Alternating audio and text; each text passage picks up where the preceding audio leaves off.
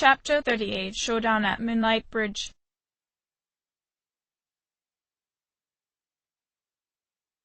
1 November 2009. By the end of October, Minato and Hamuko completed their social link with the stern Hidetoshi. The disciplinary committee leader realized that he couldn't just throw his weight around and expect others to respect his position. By spending time with the twins, he learned why the entire student body looked at Minato with both fear and awe, as well as how Hamuko could simply smile and get her way. They had a natural aura around them that demanded respect and dispel uneasiness, and Hidetoshi decided that was the type of person he wanted to become. It wasn't anything special the twins did to come off that way, though, and the Emperor smiled when he realized it was because they simply listened to those around them before acting. I may have given people the impression that I'm selfish, but I'll win back their trust. He nodded to them. Look at this, he said, pulling a lighter from his pocket.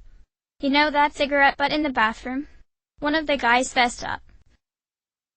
Minato crossed his arms at that. But I was so close in solving that case. He frowned. Hidetoshi shook his head.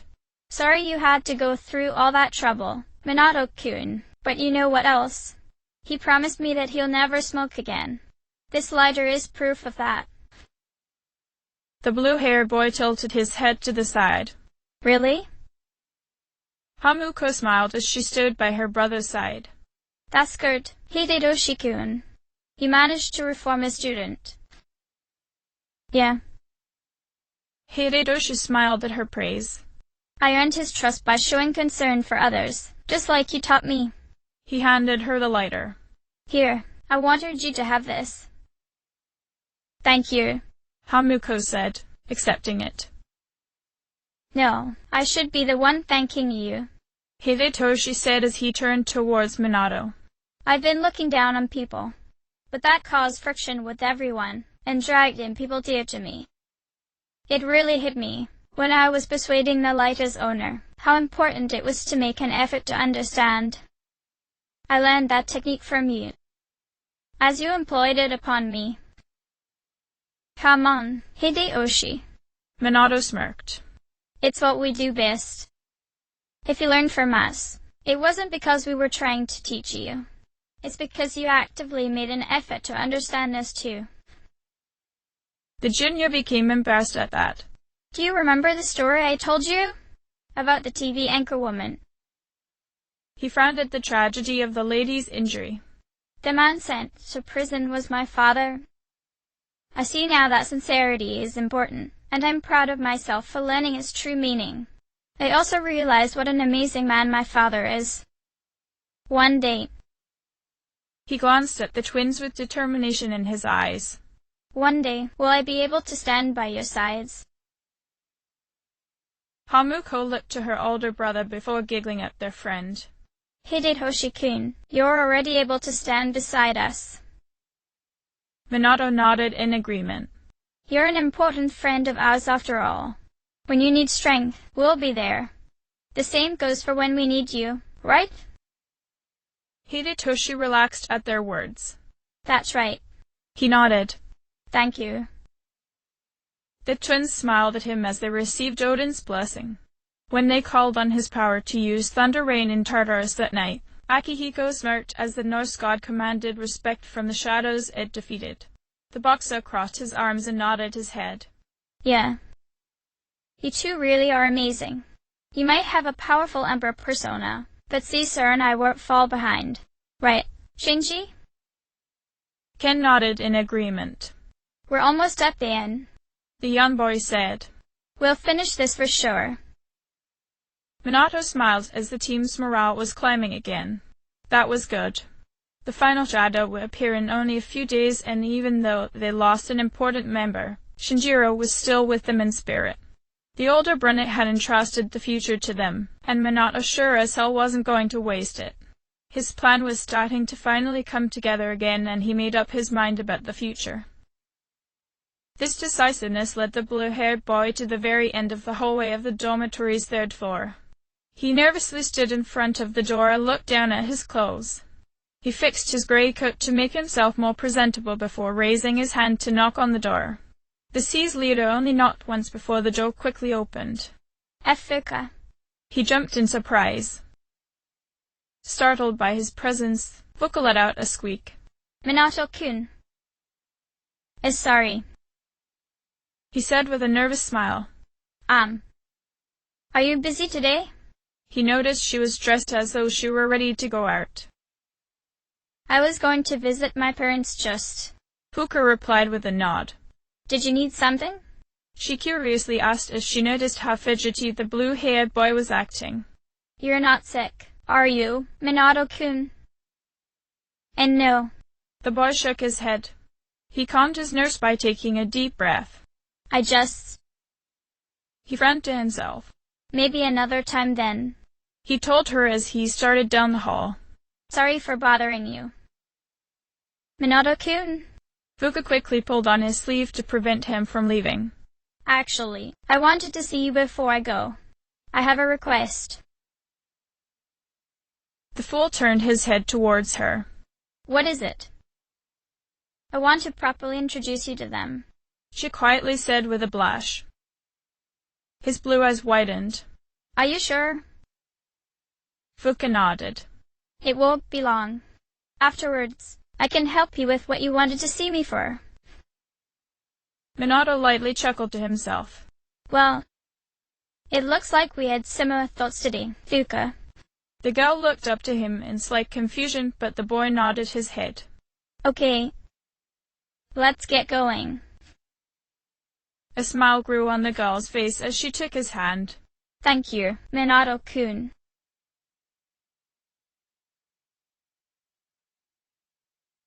What exactly did I get myself into? Minato asked himself as the man before him was trying to stare him down. The blue-haired boy did his best to keep his face calm, but Fuka's father narrowed his eyes on the teenager. So, Fuka mentioned you're an orphan. Mr. Yamagishi awkwardly tried to make small talk with the boy. Yeah. Minato nodded as his eyes darted towards the kitchen. Please hurry with the tea, Fuka. He begged as he tried to hold a conversation with the father of the girl he loved. My sister and I lost our parents when we were 7. You have a sister? The brown-eyed man queried him. That's right. The boy cleared his throat as he made himself more comfortable. Well, technically I have 2 but 1 lives with our grandfather. My twin Hamuko transferred with me here though and is also a part of SEAS. She operates as my co-leader. The man recalled seeing the girl's name near the top of the exam results. I see. She must be a hard worker too. I wish Fuka could be like that. Mr. Yamagishi paused when he noticed the boy clench his fists. Did I say something to upset you? Sorry. Minato apologized as he relaxed. I get very defensive over people I care about, and I don't like it when you say things like that about your own daughter. He wryly smiled at the dining table. You might not think so, but I think Fuka's changed since the beginning of the school year. She's much stronger now. She's also more courageous than before. You putting her down makes me feel like you're undermining all of the effort she put into improving herself. I see. The man sighed. Well, I'm just doing my best as a concerned father. I want the best for her after all, so I am only trying to keep her future in mind. Minato studied the man's face and nodded in understanding. I guess a child's future is every parent's worry, but I also think it's a parent's duty to understand and support their child. He smiled as he remembered his own parents. My parents always made it a point to have Hamuko and me stand on our own. They were my heroes, and I admired their ability so much I was willing to do anything to chase after them. I always got in trouble back then trying to emulate them, but when I told them what I wanted to do, they scolded me for it. They didn't want me living their lives. My life was my own. They said it was admirable for me to try to be like them, but one day I would have to find my own path in life. If it diverged from theirs, I would have to be able to continue forth on my own strength, not theirs. I doubt Fuka wants to be like me or her mother. Mr. Yanagishi shook his head. Why not? Minato asked in mild surprise. We've been too hard on her lately. He explained. Fuka was always a quiet child, but she's quick to learn. When she was younger, she would enjoy sharing all sorts of random facts she'd learn at school with me. She stopped in middle school, though. He frowned. I suppose that was when I pushed her to excel in her studies. I turned learning into a chore for her. Now that I think about it, she never showed much interest in becoming a doctor, yet in all of the career counseling sessions so far, she's put that as her first occupational choice. To be honest, I don't think she'd be happy as a doctor. What do you think she would be more comfortable doing then? Probably a mechanic of some sort. Mr. Yamagishi smirked. You know, she's actually very capable with machines. I used to tinker myself and she'd spend hours just watching me fix up old stereos. He frowned at a thought. I don't know if it's a suitable hobby for her, though. I don't think anyone would be interested in a quiet girl interested in machines. I don't think so. Minato shrugged. Fuka's fine as she is. What does it matter what others think? The man looked at the junior in surprise, but the boy didn't notice as his blue eyes glowed in excitement. It's thanks to her that I finally found a way to feasibly modify my camera. Her abilities are amazing. She shouldn't have to be embarrassed about it. He paused when he noticed he was raising his voice. Sorry. He nervously chuckled. I tend to ramble sometimes. The dark-haired man smiled at the boy. Fuka's made a good friend, he thought to himself. You hold her in such high regard, Yuki-san. He nodded in approval. Well, Minato blushed. There are things only Fuka can do, and she does them earnestly. Besides, even if she has trouble, she knows she can rely on me or the others to help her. That's what it means to be a team. You know, I still don't understand her role in Z's. The concerned father frowned. Why is she so important to the team? Minato took a while to come up with an answer, but as he spoke, Mr. Yamagishi noticed the boy's smile never wavered. She connects us together. The blue-haired boy nodded. He didn't notice Fuka coming from the kitchen carrying a tray of snacks she just made, and the girl paused when she noticed the boy talking about her. Even though she's not a field agent, she's essential to C's because she's what ties us together. Data gathering, communications, and support. I might be field leader, but I can't manage everything on the field on my own. That's why she's so important to me, boss. He quickly caught himself. He wryly smirked to himself. No matter how hard I try, I can't ever have her abilities, but that's fine. Fuka's always there to remind me that I am not working alone. With her support, I know I have my team behind me. Minato-kun. Fuka smiled at the boy's kind words as she set the tray down on the table. Fuka. The boy's blue eyes widened. How much of that did you hear? He asked, turning his head away from her so she wouldn't see him blush. The girl giggled as she took a seat beside him. I didn't know you valued my abilities so much, Minato-kun. Of course I do. The boy frowned. You're C's navigator. That's not something I take lightly. He spotted the rice balls on the tray and blinked at them. Did you make these just now? I thought you were just preparing tea. Fuka nodded and proudly smiled at her father. Mom and I made lunch, she told them. That's why we took so long. You made these? Mr. Yamagishi stared at the food before them, a bit surprised by the sight of it. His wife took a seat beside him and set out the teacups. She did. I tried one and they were amazing. She really has improved her skills. She picked a rice bowl closest to her and began eating. Minato eagerly took a rice bowl for himself. Itadakimasu, he stated before taking a bite. Fuka makes the best rice balls. He happily chewed. They're even better than the ones Hamuko and I make. Fuka blushed at that. Hamuko-chan was the one who gave me the recipe.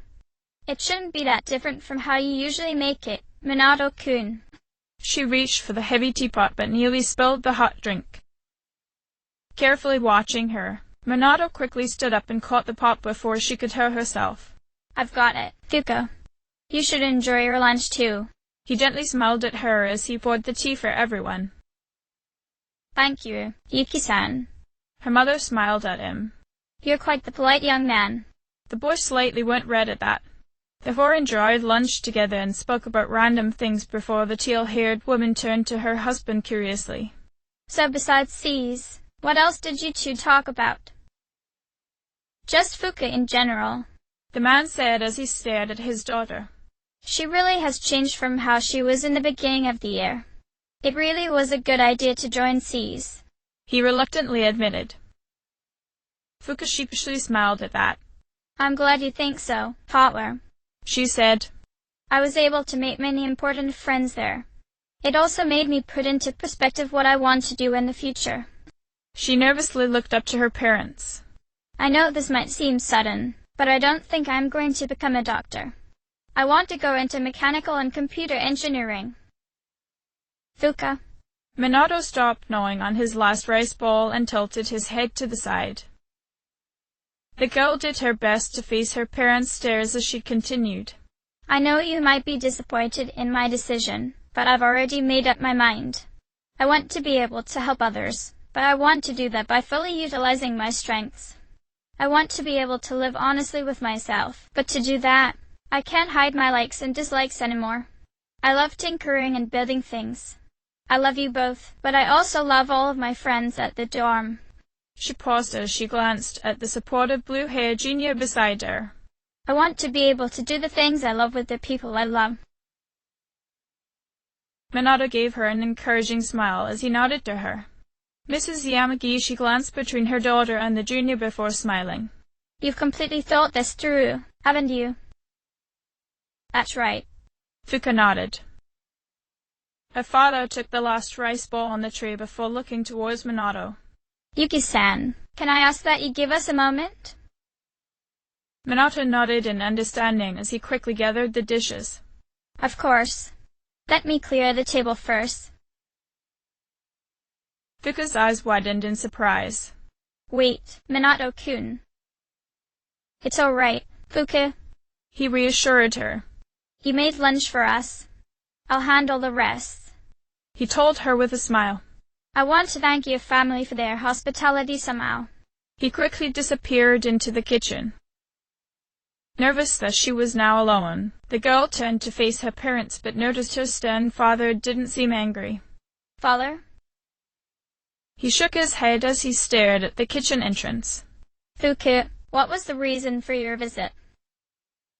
Fuka frowned at the table. I wanted to finally face you both and tell you how I really felt. I spent a long time figuring out how to tell you and I was afraid of how you would react, but I don't want to run from this anymore. I know you both care about me and my future, but I know I would be happy if I keep trying to be someone I am not. Her mother frowned at her. Fuka, we're sorry for all the pressure we put on you. I guess we weren't really paying enough attention to what you wanted either. I'm glad you finally told us though. You're our precious daughter and we don't just want what's best for you. We want you to be happy too. Mom. The girl managed to put on a smile at that. That said though, her father crossed his arms. You could have visited us alone. You didn't have to bring Yuki-san along. Fuka blushed at that. Well, I also wanted to properly introduce you to Minato-kun. I don't think I would have found the strength to come back without him. I know the previous times you've met him, he's been difficult, but I wanted you to really get to know him. Her mother smiled at the girl's shy expression. Fuka. He seems like a wonderful young man. Her father sighed. I guess a part of you being happy has to do with him. So how can I say I disapprove of him? Father. Fuka was a bit surprised by his reaction. But don't think I completely approve of him, he firmly stated. Fuka. Minato returned from the kitchen and pointed behind him. I washed everything and set it all on the rack to dry. I also put away the extra ingredients you left out. He paused when he sensed Mr. Yamagishi's intense glare on him. Yamagishi-san? Is everything all right? You'd better take care of my daughter, Yuki-san, he sternly said. If you don't... He let the threat hang. The blue-eyed boy blinked a few times as that seemed to come out of nowhere. He noticed the blush on Fuka's face though before seriously nodding to the man in determination. Of course, he said to the girl's father. I would never let anything happen to Fuka. Not expecting such a straightforward response, Mr. Yamagishi eased up on the boy. I'll leave her to you then. Ah? Minato knit his eyebrows together in confusion. What was that about? He shifted his gaze towards Fuka as she let out a sigh of relief. Well, in any case, the blue-haired boy smiled as he returned to her side. I guess she settled things with her parents. Are you finished, Fuka? Yes. Fuka nodded. You had somewhere you wanted to go to, right, Minato-kun? Yeah. The boy wryly smiled. He bowed to the two adults. Thank you for your hospitality. You're welcome here anytime, Minato-san. Mrs. Yamagishi smiled at him. Please take care of our daughter for us. Yes, Mom. He nodded. Her parents followed them to the front door and saw them off. Minato politely bowed once more as he led Fuka towards Polonia Mall. Thanks for coming with me, Minato-kun. Fuka told him. I really wanted them to get to know you since you've become such an important person to me. They're your parents. Minato smiled. Of course they'd be important to you too, and I'm glad to have their approval for being your friend. Fuka giggled as Hamuko had warned her of the blue-haired boy's obliviousness. Minato-kun, I wanted you to get their approval in a different way. Ah? Minato crossed his arms. A different way? His eyes widened as his cheeks warmed up. Oh, I see. Right. I wanted to do the same thing today too. Fuka blushed at that. Really? She paused when she considered something. What do you mean, Minato-kun? The boy wryly smiled at the ground. My parents might be gone, but there's one place I always go if I ever want to speak with them. This place is important to Hamuko and me, but I've made up my mind. I don't want to keep anything about myself from you. He suddenly stopped walking as they were about halfway across Moonlight Bridge. Fuka noticed the distant look on his face and paused to look around the empty bridge. Is this the place? She asked curiously. Yeah. Minato nodded as he lifted his head up towards the towering metal landmark. This is where we lost our parents. He told her with a sigh. I don't really like coming here, but if I ever need to clear my head, this always ends up being the first place I come to. I might not be able to see them like Hamuko can, but I know they're always watching me, and this is the closest I can get to them. His bangs fell over his eyes as he felt tears beginning to fill them. They would have loved you, Fuka. Minato-kun. Fuka gave the boy a comforting hug. The boy wiped up his tears and pulled her closer to him. Thanks. He muttered to her. He closed his eyes and took a deep breath before reaching into his deep pockets for a few incense sticks. Here. I want to say a few words to them. He lit the fragrant incense and offered the teal-haired girl a chance to pray with him. Fuka accepted them and silently stood beside him. When she was done, she handed the incense back to the blue-haired boy and watched as he carefully stuck them into the sidewalk to slowly burn. Satisfied with his work, Minato returned to her side. Mom, Dad, I'm back. He began. I brought a friend with me today. This is Fuka Yamagishi. 'Tis the one Hamuko and I have been telling you about. He paused for a moment as he wanted to work out what he wanted to say next. A lot has happened since I last visited. Hamuko fell in love, but... He frowned to himself. Shinjini's gone now. You must have met him, right? He's probably with you now, watching over us. Shinjini is a bit like me in that he worries a lot, but you'll let him know we're doing fine, right? He meant a lot to Hamuko. Well, he meant a lot to everybody at the dorm. I respected him a lot too, but I guess that's obvious with how I've been addressing him. He shook his head and smirked. I really tried to hate him in the beginning because I knew he was going to leave Hamuko in the end, but she loved him. He made her happy, and I guess I got scared again. I'm sorry for not being the harbor of courage I'm supposed to be, but then again, you scolded me on that before. I know I'm not courage itself, but I don't like it when I'm afraid. Especially when what I was afraid of last month was love. He clenched his fists and scowled at himself. I didn't want Hamuko to love Shinjini as much as she did, but I love her too, so couldn't bring myself to interfere. I also love Shinjini, so it hurt when I realized I failed to protect him. I really wanted to punish myself for my weakness, so I ended up hurting another person I cared about. He turned his head towards the girl beside him and smiled. I don't want to be that type of person, though. Fuka helped me realize that. She's always seen me as her harbor of courage, and I want to be able to live up to that expectation. It might seem strange coming from me, but that's how I honestly feel. I love her after all. Fuka let out a short gasp. Minato-kun. The boy gently held her hand as he continued addressing his parents. I might still be weak and cowardly, but I want to change. I can't do that alone, though, so I decided to bring her here with me to meet you. Mom, Dad, I've made you both worry about me long enough, but I'll be fine now. Fuka will be at my side watching over me after all. In return, I'll definitely protect her. I won't just be relying on my own strength this time, because now I know everyone else is with me. I'm not alone anymore, and I don't think I want to be alone ever again. You both are proud of me for that, right? I hope you are, because it's taken me a long time to realize that. I'm ready to look ahead to the future again. I might not know what lies ahead of us, but as long as I keep in mind what I feel right now, I'm sure we'll be fine. Mom, Dad, please keep watching over us until the very end. I love you guys a lot, and I know you two will love Fuka. He let out a shaky laugh as he tried to keep himself together. He rested his head against the girls and softly smiled.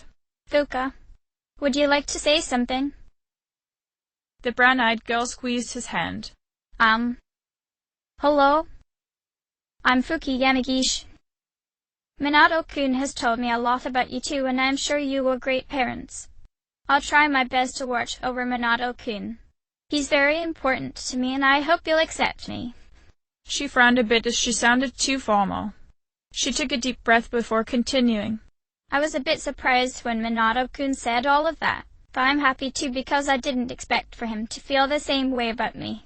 Whenever he's by my side, I feel as though I can do anything. He's my source of inspiration, so I want to be able to share with him the courage he's given me.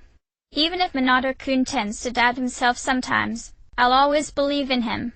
I was able to get stronger thanks to him and Hamuko-chan, so I want to do all that I can for them. They've become precious to me, so you don't have to worry. I'll do everything I can to protect them. Minato smiled as the incense slowly began to die out. I'll visit again soon, and next time I'll bring Hamuko along. I'm almost finished with your last case too, so I'll tell you all about the results when it's over. Until then, please keep watching over us. The genius stood in silence for a while before Fuka turned to look at the blue-haired boy. He was staring at the ground with a small smile on his face, and Fuka hugged his arm. Minato-kun, are you alright? Yeah. He nodded. I'll be fine now. She blushed as she remembered his words. Did you really mean what you said about me? Of course. He answered in mild surprise. Do you not believe me? He looked at her in worry. I really do love you, Fuka. He earnestly stated as he faced her to give her a hug. I don't want to lose you. The boy pulled away from her and studied her expression. How about you? I love you too, Minato-kun.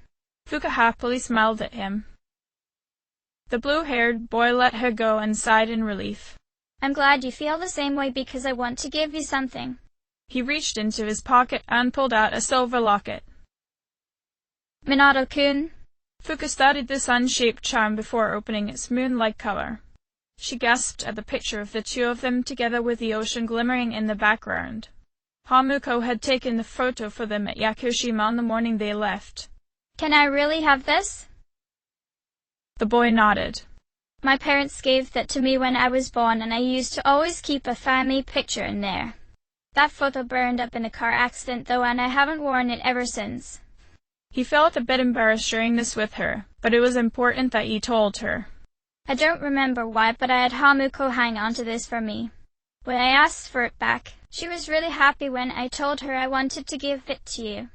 She probably wants to thank you for always taking care of me, so please accept this from us. Minato gingerly helped her put it on before a satisfied smile appeared on his face. It looks good on you, he told her. She smiled as she clasped the beautiful necklace. I'll treasure this forever, Minato-kun. She paused as she remembered her gift for him.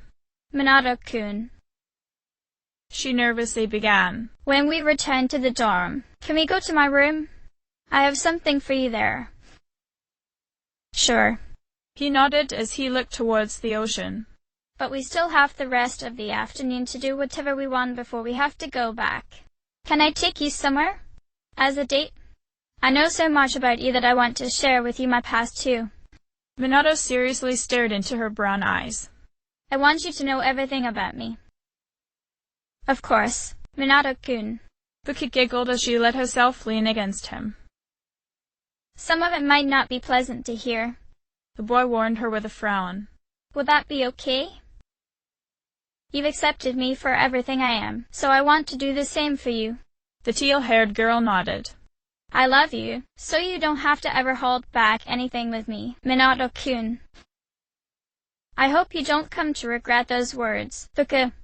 Minato chuckled as a decade's worth of repressed memories threatened to burst forth from the mental dam he's built for himself. I won't. Fuka looked up into his eyes with unwavering commitment.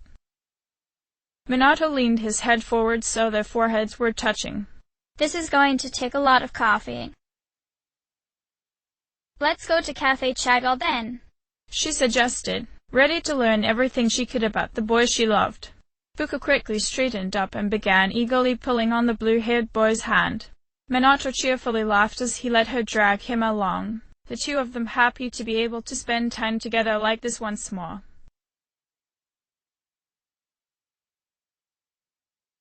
Much to the two juniors' relief, the dorm was still empty by the time they returned. This gave Fuka the chance to easily bring Minato up to her room without the others prying into their affairs. But while it wasn't the first time she let Minato inside, she found herself quite nervous since, unlike before, the kind leader of C's was now her new boyfriend. Still, as anxious as she felt about this, she could only imagine how skittish the blue-haired boy was. He certainly didn't want to get her in trouble with Mitsuru if they were caught after all, so she quickly took it upon herself to put him at ease. Sorry, my room smells like food. The girl crookedly smiled as she closed the door behind her. I like to eat in here once in a while. I don't know how my room smells because I'm so used to it. The boy tilted his head to the side as he tried to relax. That wasn't hard to do though, as Fuka's presence already had a natural soothing effect on him. Add in the fact that her own room should theoretically be the one place she's most comfortable in, and he completely dropped his guard with no effort at all. It smells like you, he bluntly told her as he enjoyed the homey atmosphere. It's a sweet floral fragrance. He closed his eyes and concentrated on an exact description. It's something I would expect from a field of flowers after a light rain. He nodded. It's almost nostalgic somehow. After a while, Minato quickly opened his eyes and blushed. Sorry. That probably makes me sound like a weirdo.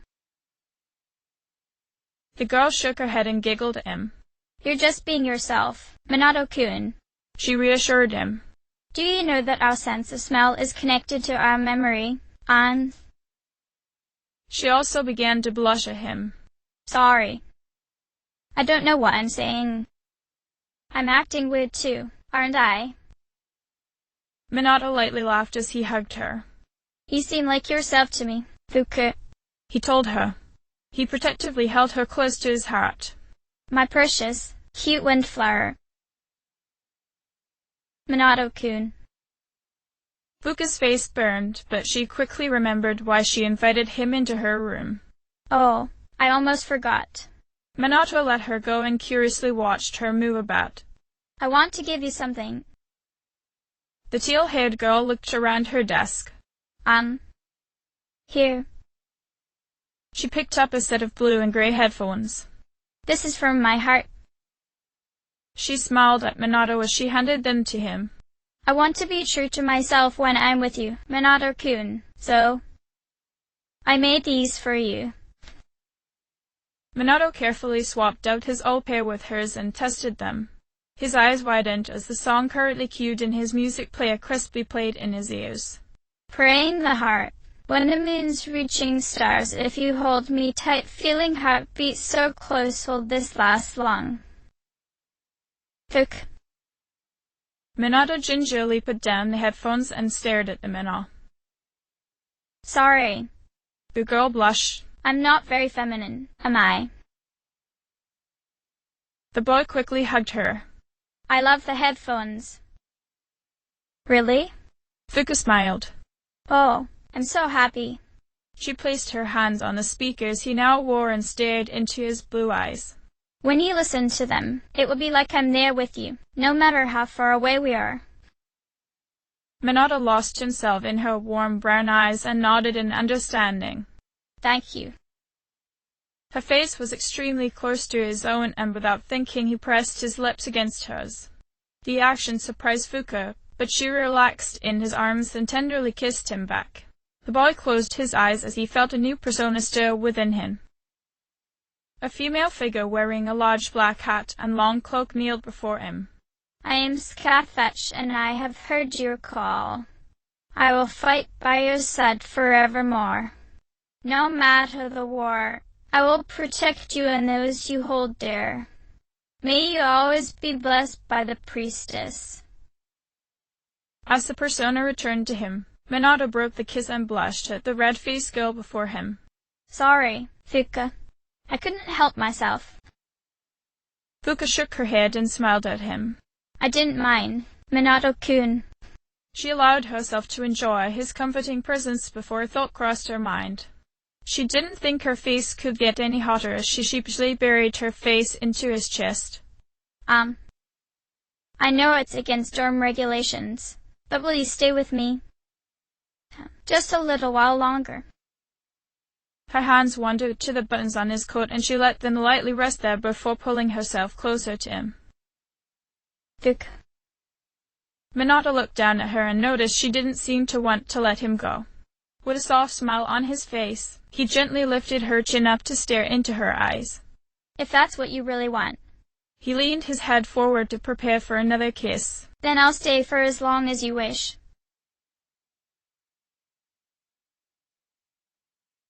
November 2009. Good morning. Fuka giggled as Minato slowly stirred awake. The blue-eyed boy smiled as he gently kissed her forehead. Good morning, Fuka. The girl sat up in her bed and looked at a calendar hanging above her desk. Well, tomorrow's the day, she noticed with a stern frown. What's tomorrow? Minato smirked as he hugged her from behind. Hey, don't joke around. Fuka lightly laughed. The boy rested his forehead on her shoulder. But in all seriousness, I'm ready. He closed his eyes as he thought of the upcoming fight. Good. The teal-haired girl placed her hands on his arms as she felt the boy pull her closer to him. I'll be counting on you. She sighed as she became serious. I'm positive a shadow will appear tomorrow. Strega may be up to something as well. Anyway, please make sure you're prepared. Fuka cried out in worry. You too. Minato nodded. Whatever happens tomorrow and onward, remember that I love you, okay? Fuka blushed at that as the boy hid his solemn expression from her. No matter what lies beyond the hangman, I intend to face it head on. So thank you for staying by my side, Fuka. I'll do whatever it takes to protect you, Hamuko, and everyone else, he muttered.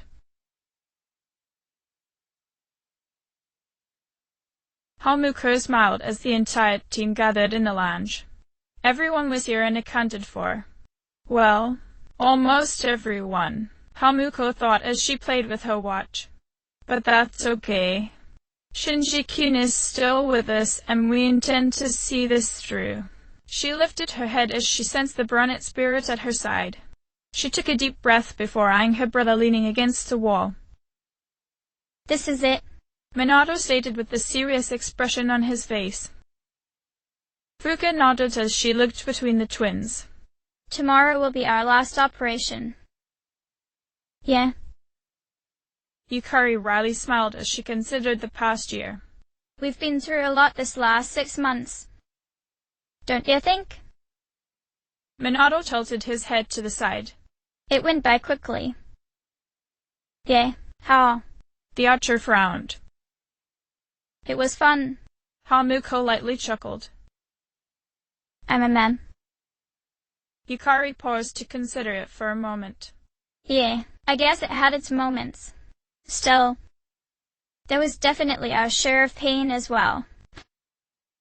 Even so, I wouldn't change any of it. The co-leader said, closing her eyes as she thought of Shinjiro. She could faintly hear the brunette chuckle and her ears so fondly smiled at her memories of the boy. Yeah. Junpei pulled his cap down. It was a lot better than doing nothing, right? Besides, we made some new friends. He smirked at the twins, resulting in Minato crossing his arms and Hamuko beaming at her best friend. Yeah. Ken smiled. I guess. Akihiko looked up from his boxing gloves and smirked. Well, it's all been worth it, if you ask me. It's been 2.5 years since I got this power, and you don't hear me complaining. Sanada-san. Ken's eyes grew wide. Koromaru barked as he didn't want to be left out too. Fuka chuckled at the white dog as she pet him. Don't forget, we got to meet Koru-chan, too. She said. In any case, 2.5 years is a long time, right, Akihiko-senpai? Oh wait. She cast her brown eyes towards the blonde robot standing near the twins. It's been even longer for Aigiz, hasn't it? Aigiz nodded her head.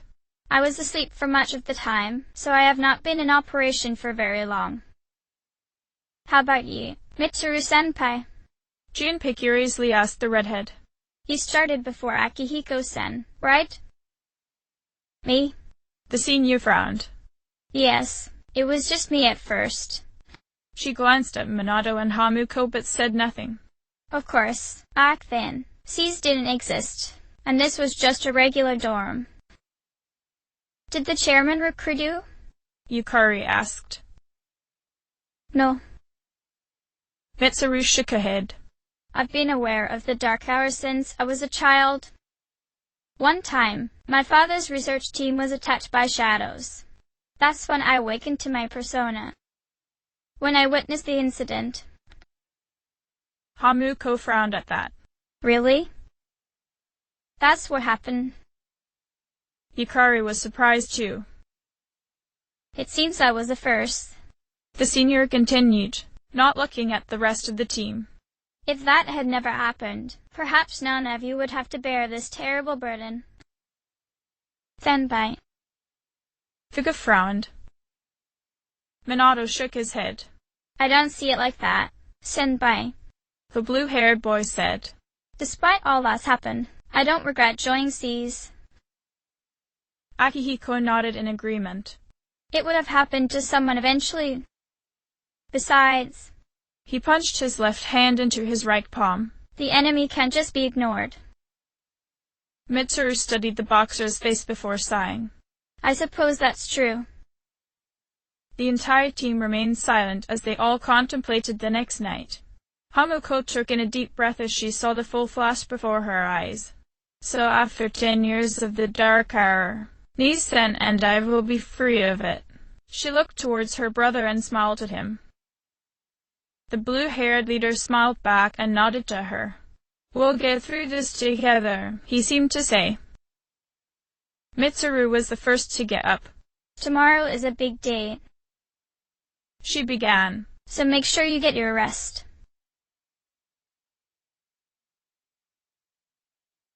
3 November 2009. I found it. Fuka said, opening her eyes. It's currently at the south end of the Moonlight Bridge.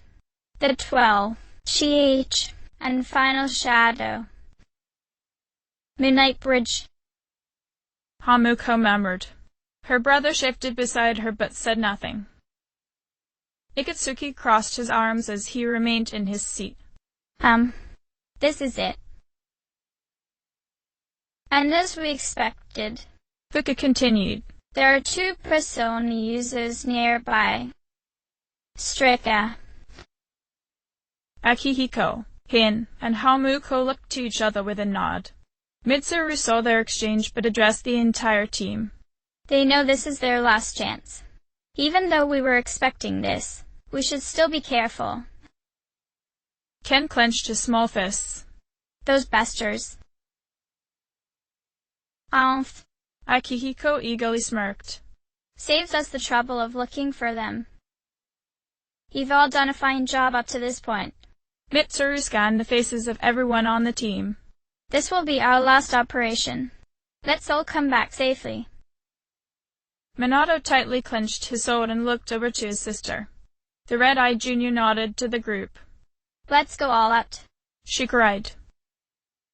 Junpei raised a fist at that. Hell yeah. Well, then. Mitsuru started for the door. We should be going. Okay. Ikatsuki nodded. Be careful. Let's go. The student council president commanded. Takaya and Jin stood in their way as the group approached the duo.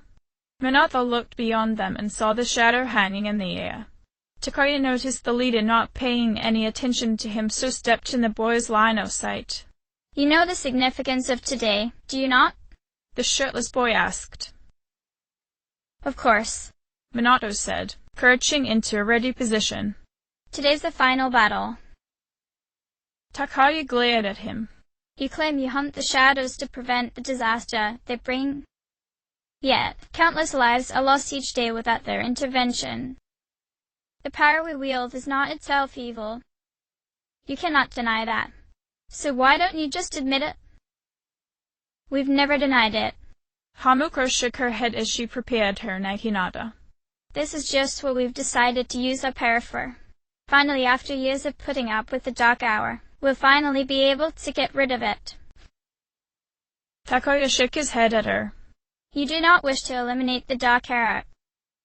You are merely deceiving yourselves. Don't speak as if you understand what my sister and I went through. Minato narrowed his eyes. That's not true for us.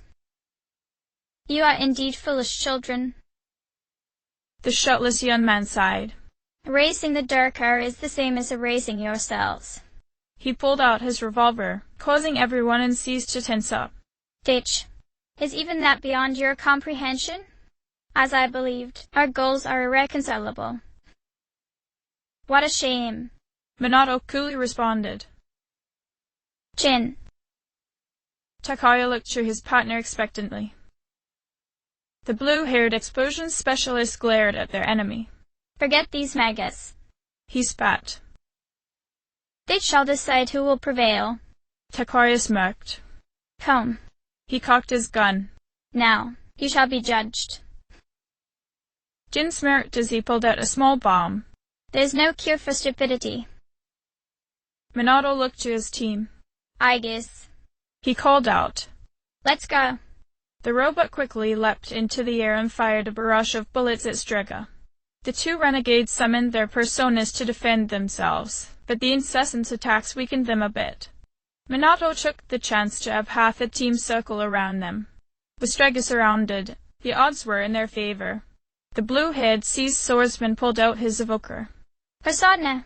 Scathach emerged and cast Mabufadine. As she disappeared, Minato winced as he wasn't quite strong enough to handle her power on his own. Jin quickly recovered as he prepared his own evoker. Playtime's over, kids. It's time for the real deal. His persona emerged and cast a fire spell against all of C's. Koromaru barked when the flames didn't harm him and immediately rushed forward to slash his weapon at the glasses-wearing boy. Ditch. Someone should put you down. Jin scowled as he pushed the creature off of him. Tin pole vaulted himself from the ground and kicked the stricken member. Jin staggered a bit and the young child only smirked at him. You can't win against all of us. Takaya let out a cry as Hypnos appeared above them. It appears you have more than just luck on your side. He glared at them. So be it. Jin, cover me while I prepare my attack. Right. Jin threw down a smokescreen. Fuka, Minato called out. you're out in the open, right? Yes, but you're all in the smoke. I can still sense Straga. The Takai is preparing a mine charge. He's 5 meters out from your 1130. Get whoever's closest to you at your side now. He ordered. Yukari, Hamuko, the 3 of us will try to clear the air. Everyone else, prepare to throw up a guard. Hamuko blinked back the tears in her eyes caused from the irritating smoke. Swapping to Titania. She fired her evoker. Magarila. Yukari summoned Io. Minato grunted as he called for Pazuzu. He heard Takaya groan as his spell hit. The smokescreen quickly cleared and Minato charged towards the shirtless freak with his blade up. Minato-kun. He's preparing a Megiddo spell. Everyone, guard. The leader called out as he brought his sword up to defend himself. Being the closest to Hypnos, he took the brunt of the attack, but quickly swapped his persona to Melchizedek. Meteorahan. The swordsman retreated as he saw a white blur rush past him. Let's go. Akihiko punched Takaya with all his might. His face connected with the shirtless boy's jaw and he continued his onslaught of attacks.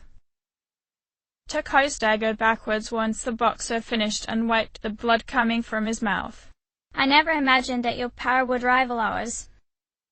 Astonishing. Perhaps I misjudged your strength. Jin fell against Takaya as Hermes rammed into him. Oh, you're gonna pay for this. He glared at them. Takaya. He summoned his persona and a red light enveloped his friend. Jin threw another smokescreen. Fuka. Minato called out. Shin is 2 meters directly in front of you. Takaya is evading everyone. Minato quickly fired his evoker. Pazuzu. The leader saw Jin get tossed up a little and hurried towards his opponent. Minato-kun. Takaya finished a mine charge. I think he's going for another Megiddo. Get whoever's closest to him to take him out now. Minato stabbed his sword forward and saw Jin dodge to the side after recovering from the powerful Guardian. The swordsman grabbed the blue-haired nerd and smashed his skull into the older boy's face, cracking his glasses. For good measure, he summoned Skathash once more to cast Mock Guardian, clearing the smoke. Taking the wind spell head-on, Jin collapsed to the ground with a groan. Shit. These guys are tougher than I thought. Minato quickly searched around for Takaya but noticed Hypnos aiming an Agidine. The boy's blue eyes widened as his body automatically bolted towards Juno. Fuka. He took the flames head-on as Skathash screamed in pain within him. Takaya shook his head at the blue-haired boy as he stood over him. Fool. He kicked Minato and watched him writhe in pain. I was hoping to get rid of your data gatherer, but I suppose you'll suffice. He pointed his gun at the junior. Any last words? The Sea's leader lifted his head up and glared at him. Takaya sighed at him. Such wasted potential. I don't think so. Minato smirked as Hamuko tackled into the Strega member. Get away from my brother. The brunette roared as swung her Naginata at the shirtless male. I have no business with the likes of you. Takaya sneered at her as he dodged all her attacks. He winced as the blade of her weapon scratched him across the chest. If you mess with Nisan, you mess with me. Hamuko countered. Minato. She called out to her brother. On it. The sea's leader quickly rolled to his feet as Io cast a ram on him. His blue eyes flashed as Takaya looked between the twins. Takora, Minato pulled out his evoker. when we fought before, I never showed you my true power. He pointed the gun to his head. Hamuko, do you have Kuchuling? Hamuko smirked as her evoker was already in position. Let's go. Nissan. Kuchuling. Kathach. Fusion spell. Shadow Hound. Takaya's eyes widened as he felt something heavy crash into him. He collapsed to his knees. So, this is the power of those whose persona awaken naturally. He glared at Minato as the rest of Seas gathered around their leader. The tired junior collapsed into a sitting position with a relieved sigh. We did it. He lightly laughed, but he soon flinched when his friends all began to chastise him for his recklessness. Yuki, what have I told you about using yourself as a shield? Yeah, Nissan. You could have been killed. Minato-san, it is my duty to protect you, but I do not understand why you willingly put yourself in danger. Come on, dude. You have to stop showing off. I can't believe I'm agreeing with Junpei, but you're an idiot for doing that. Minato! You moron. What if we lost you too? What would Shinji think if he saw you again so soon? Yuki-san, please don't do that ever again. Koromaru whined as he licked Minato. The blue-haired boy laughed. Okay. I get it. Stop it, Koromaru. That tickles. He looked up towards Fuka as she stared at him in worry. Sorry, everyone. He said, fiddling with his headphones. I just had to take that attack. Minato-kun. Fuka brought a hand up to her locket, but she was glad he was safe. Junpei pulled the blue-haired boy back up to his feet, and Minato turned to face Draga. Jun made his way towards Takaya and helped support his friend. Damn it. Is their power that different than ours? Different? Mitsuru looked at them oddly. For us, it's not that simple. Jin frowned. It has to be forced out. Didn't your pal tell you? Akihiko glared at them. So it was you who was giving Shinji those pearls. You guys don't have the slightest clue what will happen if the dark hour disappears, do you? Jin glared back. It won't matter for normal people, since they don't remember anything anyway. But for us... Minato frowned as Takaya interrupted him. That's enough. Takaya straightened himself out and glared at the entire team. Minato tensed up as he sensed the older boy's murderous intent. Now, then. Ordinarily, we'd withdraw. But not tonight. He pulled out his revolver once more as Minato took a step forward. This body, as ephemeral as it is worthless without my power. He pointed the gun to his head as everyone stared at him with wide eyes. Therefore, only one choice remains. I shall prove my existence here and now. Jin quickly reached towards his friend and pulled his arm away. What are you doing? Takaya turned to his partner in surprise. Don't be so reckless. Jin scolded him. Jin? Takaya's eyes widened, but the blue-haired boy shook his head. Sorry, Bert. Those are your words, not mine. Jin turned to seize and frowned to them. You win. Looks like you will get your wish. Go do what you came for. Both Strega members backed up into the railing of the bridge. Junpei shook his head and tried to take a step forward. Wait. I'd rather die than surrender to you. Jin called out to them. He spread his arms out. Take your good luck. This is how we live. Both of them leaned back and fell off the bridge. Minato and Junpei ran forward, but they heard a splash in the blood-red sea below them. Hikari frowned and lowered her gaze. They jumped. What the hell were they thinking? Junpei yelled. They chose their own fate. Akihiko shook his head. Don't let it faze you. The operation has only begun, Mitsuru said, turning towards the shadow they had come for. Our true adversary is waiting. Focus on that, all right? She couldn't hide the frown on her face, though. I don't think I ever understand Strage. Minato thought as he shook his head. Let's go, everyone. He sighed as he picked up his sword. He looked towards Fuka expectantly, and she nodded to him. The shadow up ahead is not moving at the moment, she informed the team. It'll be all over if you can defeat it. Nisan, can you still fight? Hamuko stared at her brother in concern. Don't think I'm sitting this out, he sternly replied. This is the last battle, so it's only fitting we do this as a team. Minato scanned all of Cease and noticed they all shared his sentiments. Turning to face the shadow, their field leader raised his sword. Everyone, it's time we ended the dark hour. Fuka, keep your distance. His blue eyes narrowed in the shadow. Everyone else, let's move out.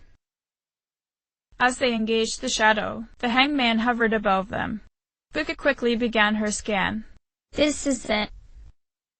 I'll do everything in my power to help you. Just promise me that you'll be careful. Of course, Fuka, Minato told her. He watched as Yukari and Aigis were the only ones capable of damaging the large shadow.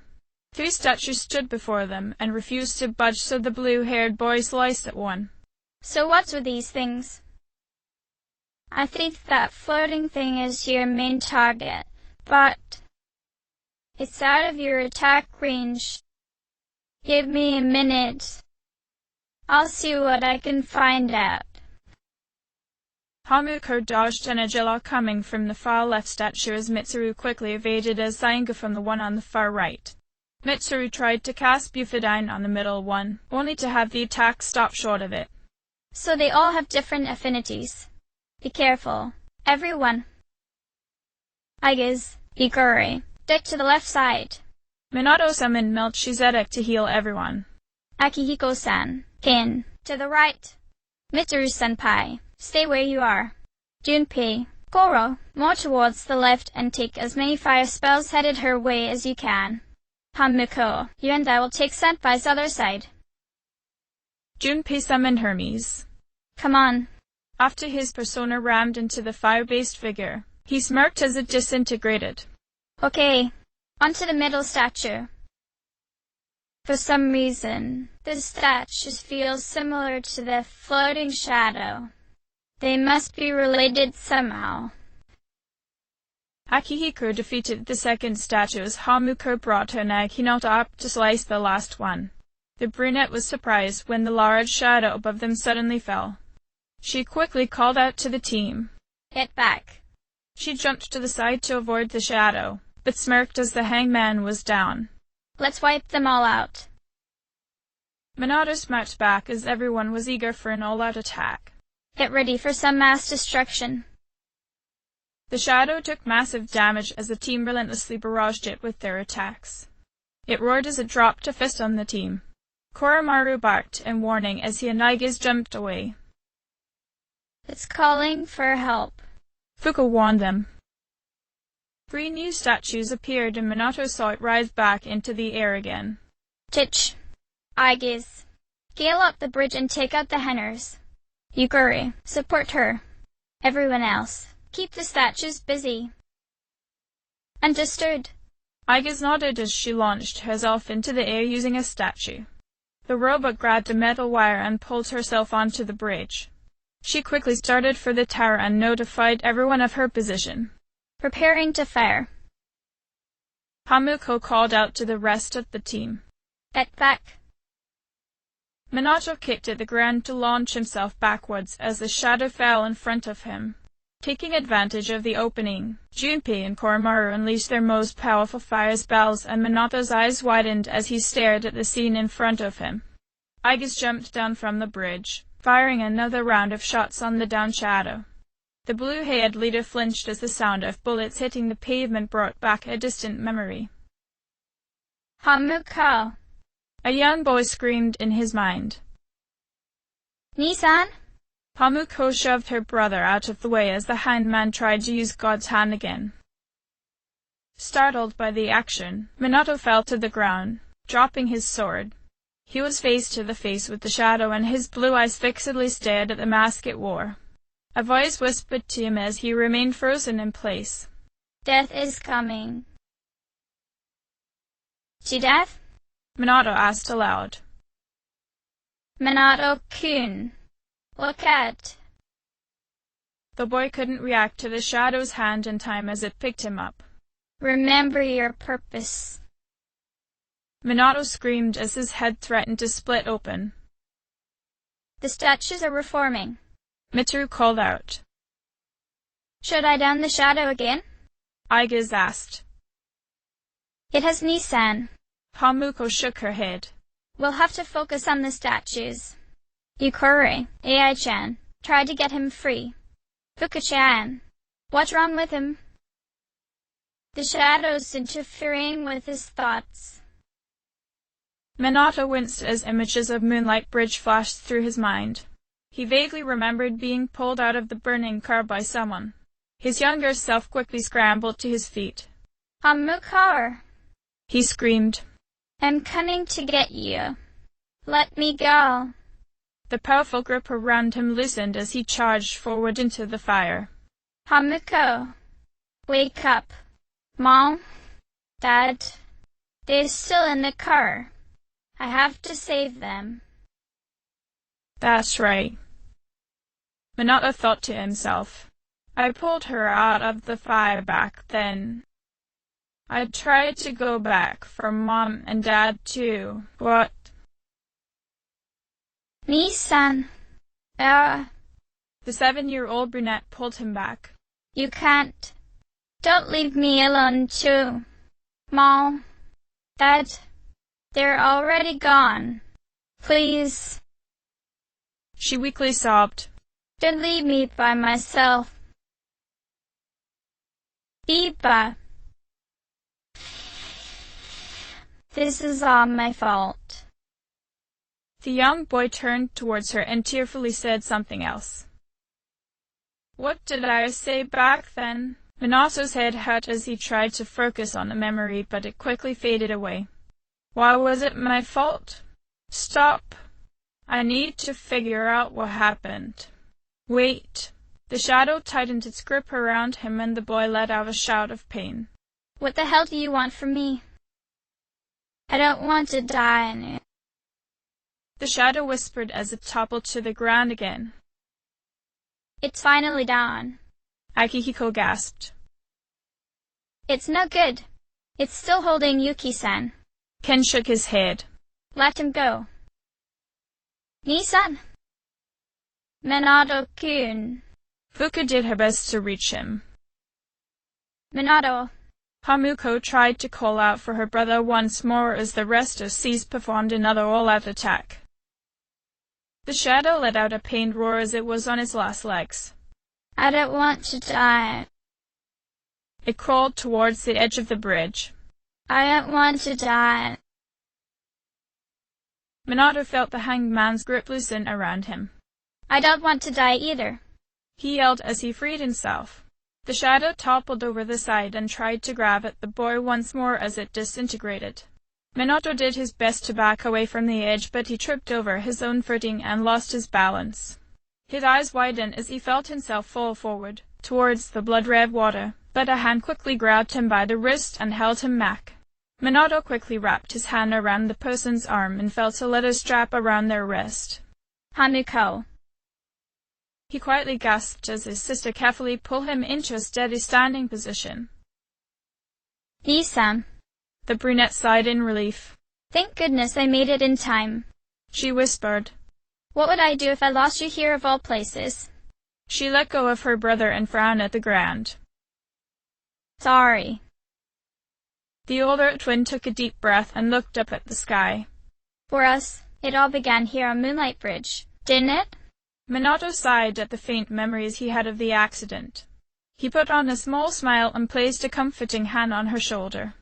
As much as I hate coming here, I'm glad we were able to finish things at the place we lost Mom and Dad. I think we can move on now. don't you think? Yeah. Hamuko nodded to him before the two gave each other a smile. The twins wryly chuckled as they returned to the rest of seas. Everyone else on the team was silently taking in their victory, but a few of them seemed uncertain about what to do now. Yukari frowned at the ground as Junpei looked around the empty bridge. Is it over? The cat boy asked. Operation completed. Aigis nodded. Or should I say, mission complete. Yes. Mitsuru wore a relieved smile. It's finally over. I believe a celebration is in order, the robot said, turning to the twins. What will be our victory cheer? Minato tilted his head to the side and frowned. His face grew red though as his stomach began growling. Hamuko smirked at that and raised her fist into the air. Let's eat, she cried out. Aigis nodded. 1, 2, 3. Let's eat. Fuka joined the blonde girl. Let's eat her. She blinked at Hamuko as all of Seas laughed. Hikari shook her head at their co-leader. What was that? Ken tilted his head to the side and curiously studied Aigis. How? I wonder if Aigis-san gets hungry. Junpei smirked at an idea. So, senpai. He eagerly approached Mitsuru's side. You're gonna throw us a party tomorrow, right? The redhead sighed. You don't waste any time, do you? Well, I suppose I could arrange for it. The cat boy's eyes widened. In that case, how about sushi? Sushi, huh? Akihiko crossed his arms and smirked. It's been a while. Well, I've got dibs on the halibut and sea urchin. Yukari raised her hand. Oh, then I call the fatty tuna. Fuka frowned. We're divvying it up already? In that case, save me the salmon roe. Hey, wait a minute.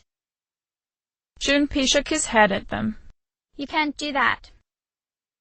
Hamuko jumped up. The sweet shrimp's mine. What, you sure? Junpei sighed. Aigis raised her hand too. I reserve the shrimp, squid, scallops, and sea eel. Aye. The Cap Jr. glared at the robot. That's not fair. You don't even eat. You should all be ashamed of yourselves. Ken sighed. Fighting over sushi. Koromaru barked in agreement. The young boy looked up at Mitsuru with a smile. Senpai, please order tamago for me. They say you can tell a chef's skill by how he prepares eggs. Hikari frowned at the elementary school student. How old are you again? Minato tilted his head to the side as he made his request. Senpai, please don't forget the snapper, yellowtail, salmon, octopus, mackerel, albacore. The blue-haired boy began to salivate as he continued listing off the cuts of fish he wanted. Okay. Mitsuru laughed as his list appeared to be endless. I'll have the very best delivered tomorrow. For real? Junpei brightened at that. Oh man, it's great to be alive. Don't get too excited, Junpei. Yukari smirked at him. You're getting the leftovers. What? But it was my idea in the first place. Everybody laughed and Mitsuru smiled at the team as she brought them back on track. I guess it's time to say goodbye to the dark hour. Even though it seemed like a curse, for some reason I'm reluctant to let it go. The entire team paused and Akihiko solemnly nodded his head. Yeah. We really did it. Hikari smiled before faltering. Didn't we? Yes.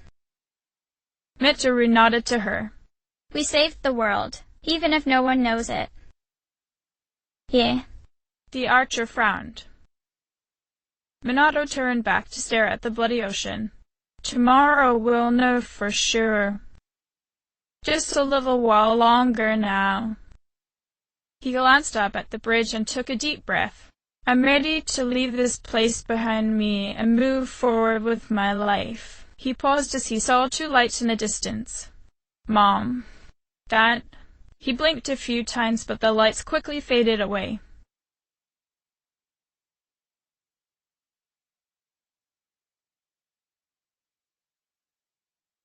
Hamuko frowned when she noticed her brother wasn't in his bed as he usually was in the morning. She approached his sink and noticed it hadn't been used. Where is he? She crossed her arms. We're going to be late. She went back upstairs and knocked on Agiz's door. The robot quickly answered and saluted her. Is something wrong, Hamuko-san? Do you know where Minato's at? The brunette asked in concern. Agiz looked around the dome and scanned the building before pointing at Fuka's door. It appears Minato-san is with Fuka-san. Really? Hamuko smirked. Fuka emerged from her room and looked at the two other juniors in surprise. Oh, good morning. She nervously smiled. Fuka-chan, have you seen Ni-san? The red-eyed girl asked with a devilish smile on her face. He's not in his room. The teal-haired girl's face went red. And no. Have you checked downstairs? Agiz looked at Hamuko in confusion. But I already notified you that Minato-san is. Fuka's eyes widened. Ai-chan.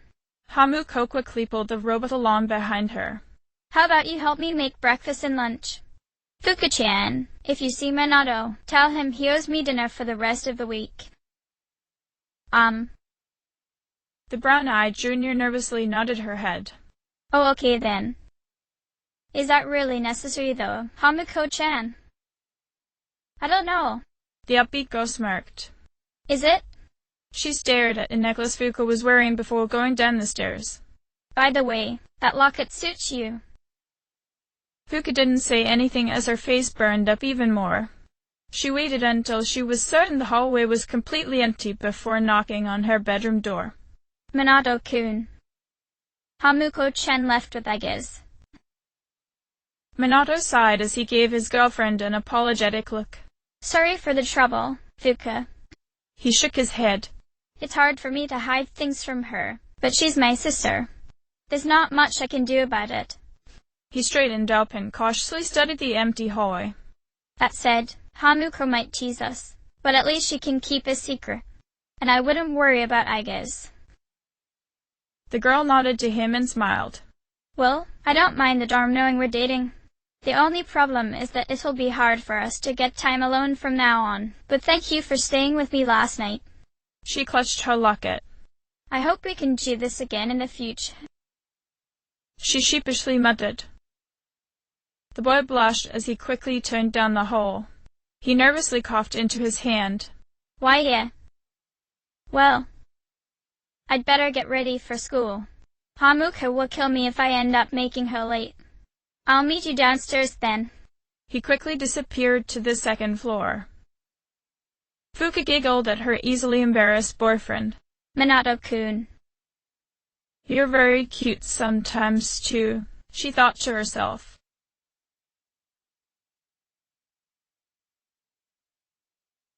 End of chapter.